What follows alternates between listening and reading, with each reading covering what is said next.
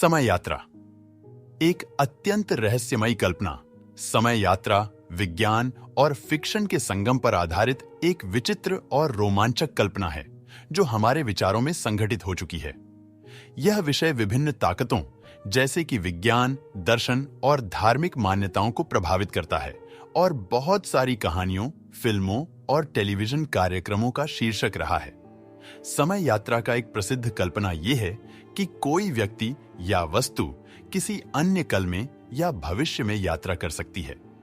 इसके अनुसार कुछ व्यक्तिगत घटनाएं बदल सकती हैं और इसके साथ ही अनगिनत संभावनाएं और सवाल उत्पन्न होते हैं। समय यात्रा का यह विचार विज्ञान में भी चर्चाओं का विषय रहा है। विज्ञान के कुछ अंश मानते हैं कि समय यात्रा संभव हो सकती है, लेकिन अब तक कोई प्रमाणित सबूत नहीं मिले हैं। समय यात्रा के सिद्धांत पर विचार करते समय आपको स्पेशल रिलेटिविटी, वर्म लिमिट और वार्म होल्स जैसे विज्ञान के महत्वपूर्ण सिद्धांतों का सहारा लेना पड़ता है। एक रूप में समय यात्रा एक नई दिशा में विज्ञान की तरफ बढ़ता है और अनगिनत संभावनाओं का दरवाजा खोलता है। हालांकि यह अभी तक एक कल्पना ही है, लेकिन मानव जिज्ञान और तकनीक में हो रहे अद्वितीय विकासों के साथ कुछ दिन यह संभव हो सकता है कि हम वाकई समय के इस रहस्य को सुलझ सकें। समय यात्रा का रहस्य न केवल विज्ञान के क्षेत्र में है, बल्कि यह हमारी आत्मज्ञान और दर्शन की भी एक नई दिशा है। इसका मतलब यह है कि हमारे जीवन में समय और उसके प्रभाव को समझने का यह एक नया तरीका हो सकता है, जिससे हम अपने जीवन को और भी रुचिकर बना सकते हैं। समय यात्रा का यह रहस्य एक बड़ा प्रश्न उत्पन्न करता है। क्या हम वाकई समय को नियंत्रित कर सकते हैं? क्या हमारे हाथ में हमारे जीवन का निर्णय है, या हम सिर्फ समय के बहुत छोटे हिस्सों के लिए यात्रा कर सकते हैं? टाइम ट्रैवल को लेकर शुरू से वैज्ञानिकों के बीच मतभेद रहा है। कुछ वैज्ञानिकों का मानना है कि ऐसा संभव है, वहीं कुछ इसे बिल्कुल भी नकार देते हैं। 1915 में अल्बर्ट आइंस्टीन ने एक थ्योरी दी थी जिसका नाम था थ्योरी ऑफ रिलेटिविटी। इस थ्योरी में समय और गति के बीच के संबंध को समझाया गया था।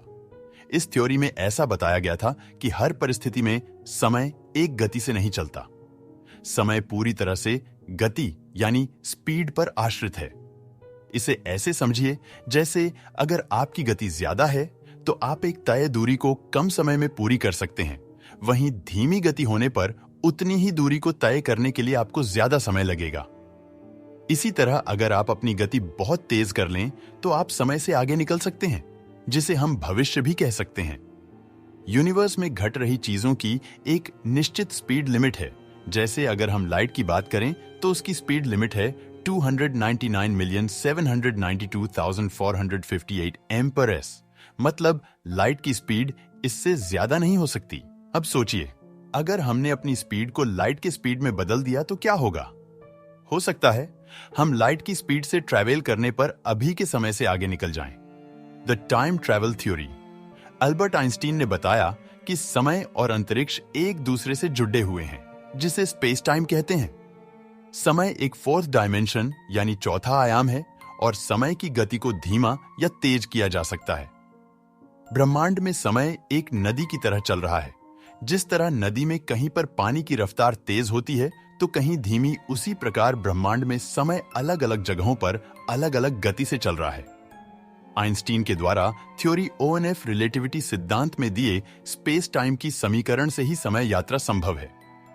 आइंस्टीन की स्पेस टाइम की समीकरण के अनुसार अगर कोई वस्तु जितनी तेज चलेगी तो उसके लिए समय धीमा हो जाएगा, और उस वस्तु की गति जितनी बढ़ती जाएगी तो उसके लिए समय उतना ही धीमा होता चला जाएगा।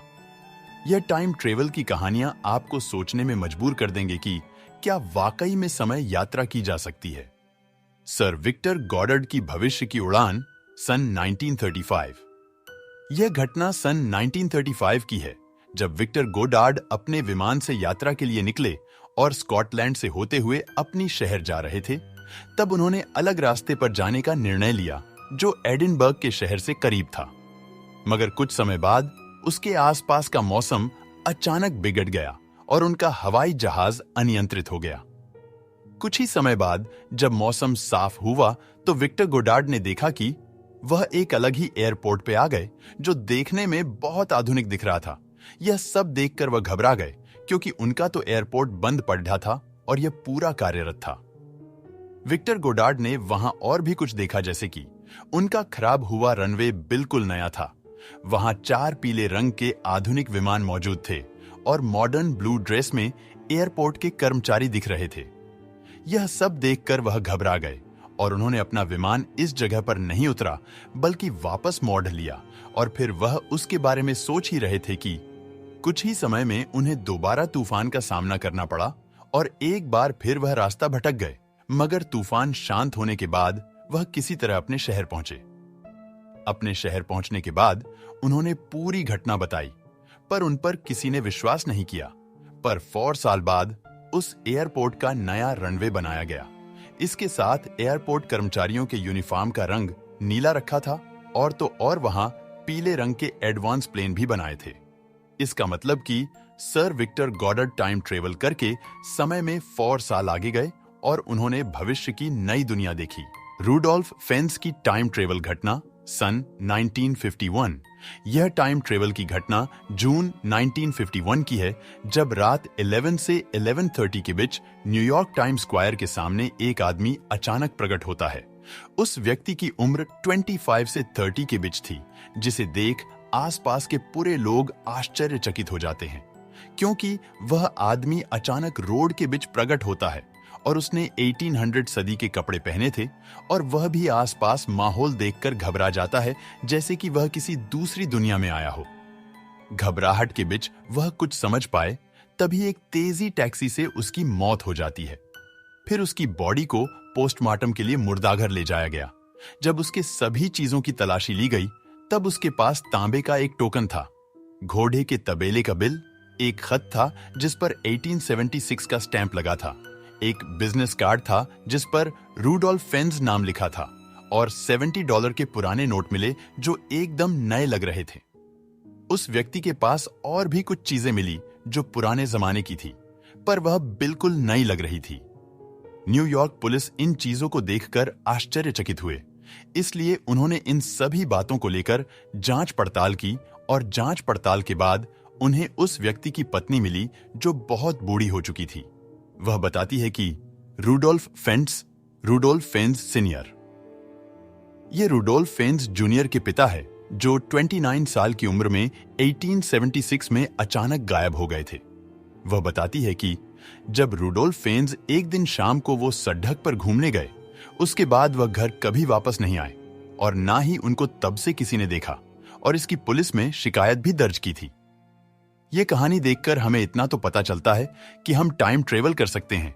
आने वाले समय में साइंस इतने आगे बढ़ चुकी होगी कि हम टाइम को आगे और पीछे कर सकेंगे।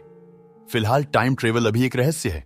दोस्तों, अगर आपको ये वीडियो अच्छा लगा हो तो इस वीडियो को लाइक करेगा और हमारे चैनल को भी सब्सक्राइब कर दीजिएगा। मिलते हैं अगले वीडियो में, तब तक के लिए बाय बाय।